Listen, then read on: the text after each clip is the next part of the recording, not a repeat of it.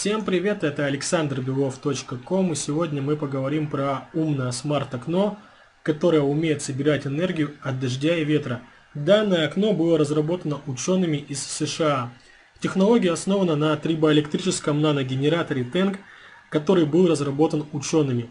Данный наногенератор дает возможность эффективно преобразовывать окружающую механическую энергию в электричество. По сути, данная технология представляет собой умную оконную систему, в которой предусмотрено автономное питание.